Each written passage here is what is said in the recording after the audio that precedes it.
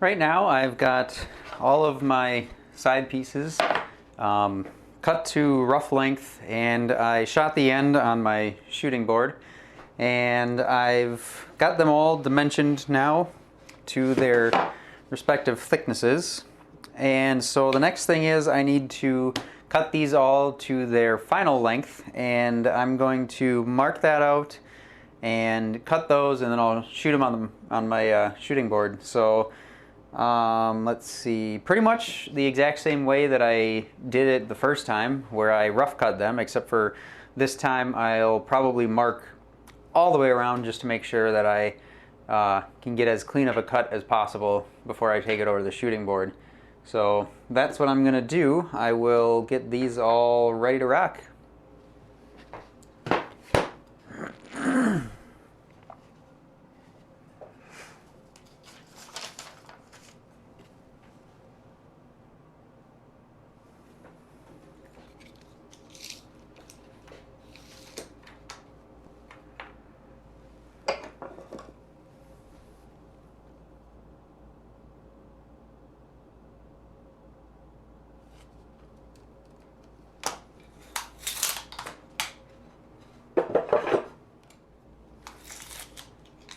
So how I'm marking these all out is I'll take my tape measure here, and I put a nick on the corner with the marking knife right on the mark. And it's just a nick. I'm not marking anything else beyond that. And then I'll come back with the square, and I can mark those out a little bit better. I just wanted to get that nick with the knife so that way I can get exactly where I need to be. And then I can mark everything out. So go with light passes first, nice and light. And then you can get a little bit heavier and mark as heavy as you want, I guess. I mean, really, as long as you can get your saw started accurately, that's kind of the only important part anyway.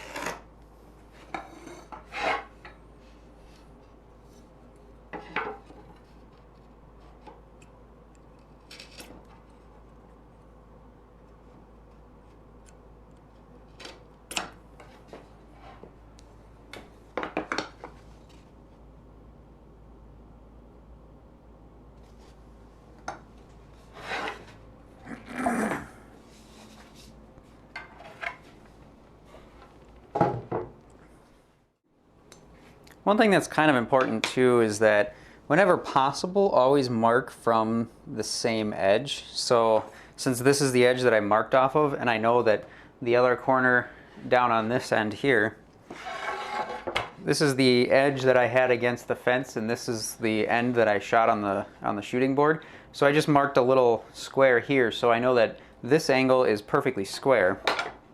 And so this is the edge that I'm going to be doing all of my marking off of. So anytime I'm using the square, I'm going to make sure I register it on this side. And that's just to make sure that even if this edge isn't perfectly parallel to the other edge, I can at least make sure that my cuts are all going to be 90 degrees, so it'd just be the front that's out, if anything. And of course you want to take care when you plane the opposite side to make sure it is parallel, but it happens.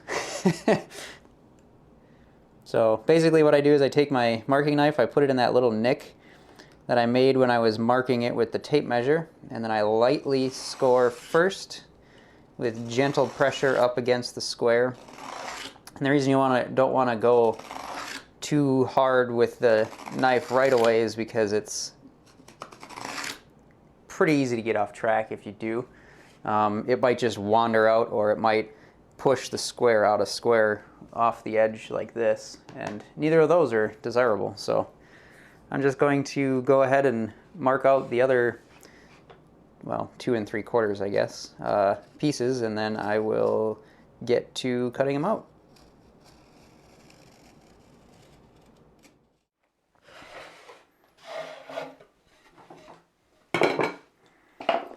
Now that we've planed everything, we probably want to make sure we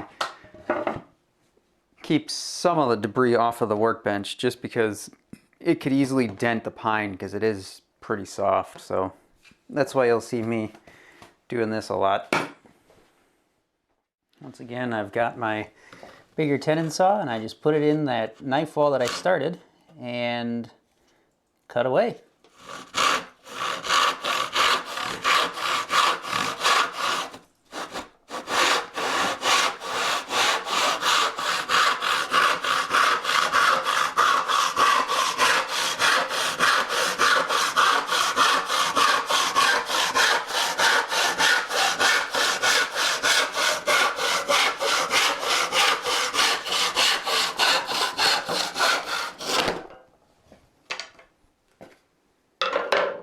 Nothing to it. And although this is very nearly perfect with that knife wall technique, I'm gonna go ahead and use the shooting board just to clean it up so it's a little bit cleaner of a cut on the end. But yeah, I mean, using that knife wall technique, you can get pretty close. So that's why you do it. So now, whichever side you had against the fence before, which is why you want to mark it, is the side that you want to put against the fence again. So that way you make sure that this end is perfectly 90 degrees to the same edge as the other end. So that's why I always mark it when I do this. So now we just shoot the other end of the board perfectly 90 degrees, just like we did that side.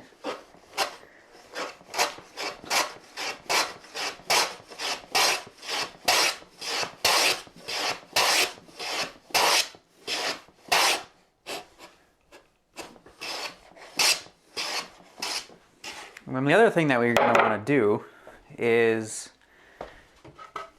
grab the one that we already shot to our perfect 90 degrees on both ends, and you'll just want to flush up and make sure that you get these the same length, because that will help immensely when it comes time to try and square everything up when you're done.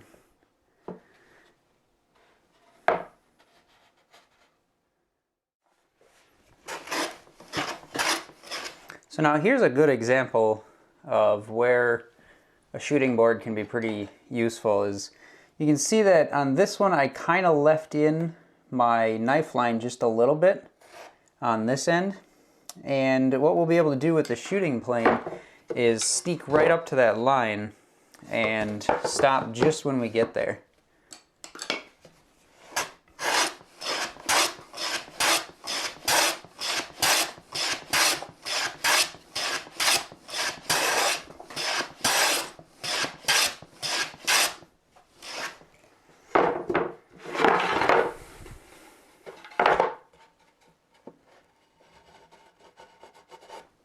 Perfect.